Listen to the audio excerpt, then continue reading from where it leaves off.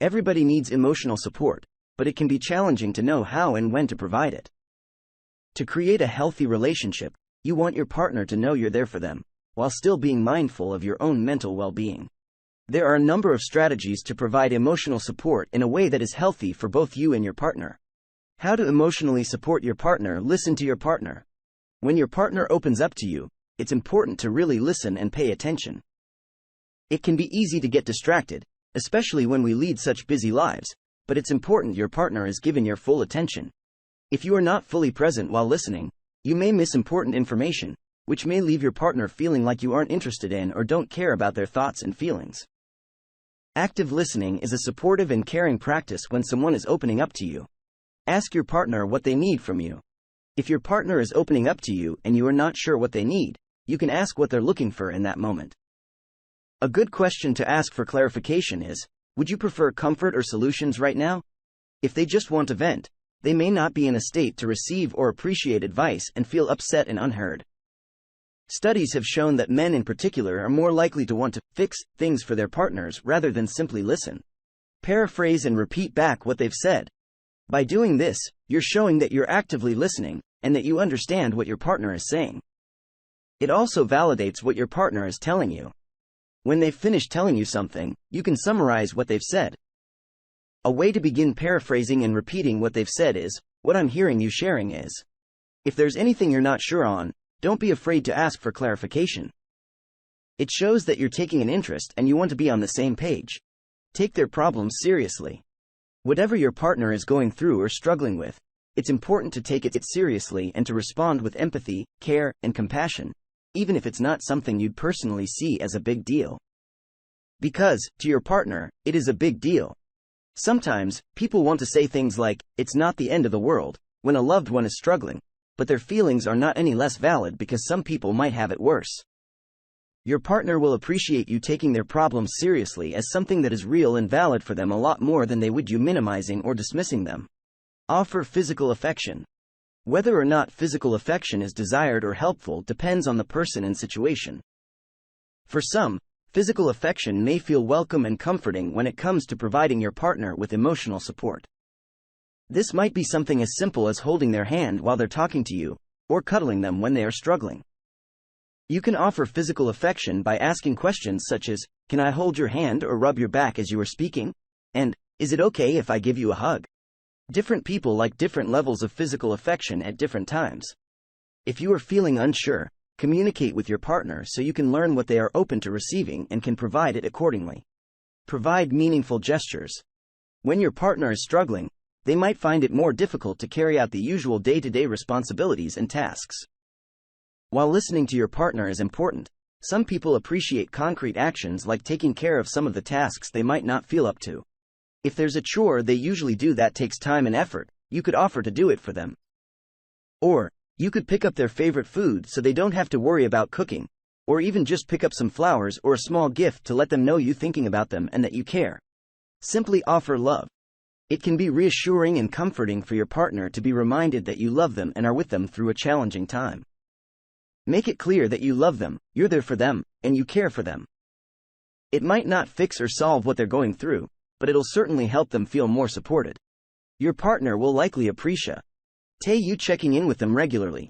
Making time and effort to follow up shows you're thinking about them and that you care about what they're going through even if they haven't directly brought the subject up again. Relationships with depression. 10 ways to support a partner who's depressed. What to avoid when your partner needs emotional support. Providing emotional support is a vital part of any meaningful relationship, but it needs to be a shared experience. The dynamic should never feel one-sided. Does this go against the importance of listening to our partners? It completely invalidates and diminishes the experience of the person seeking support, she says. We may often feel that this is a way of relating to others, when it actually creates more distance between partners. If your partner feels coming to you for support will only be met with comparison and dismissiveness, that is a recipe for more issues with communication. In essence, you need to listen to your partner and take them seriously, without getting distracted or immediately trying to solve the problem, unless they ask, or comparing what they're going through to people who may have it worse.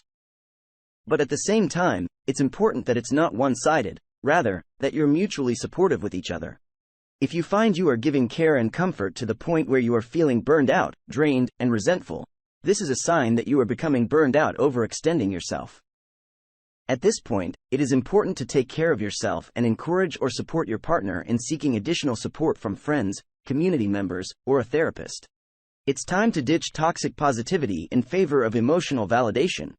How to provide emotional support when you also feel down. As much as you might want to provide emotional support when you're also feeling low, it can be difficult. It is important you are looking after yourself too, of course. It's okay to share your own emotions when someone is sharing with you. Just keep in mind not to compare or one-up. This can actually help strengthen communication amongst couples if we allow ourselves to share our emotions and feel safe with the person we are sharing them with.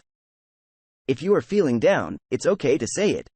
Also, being supportive does not mean completely neglecting your own feelings. Not only is it important to be honest about your emotions, but it's also important to be honest if something is too much. If you're feeling overloaded as a partner, it is okay to be honest about the support you are capable of providing in that moment and to set a boundary to show you have a limited capacity to help. But overall, sharing feelings with a partner is beneficial. You may decide to take turns discussing your feelings with one another, and you may realize you feel less alone if your partner is feeling a similar way, too. My partner and I both have depression, now what?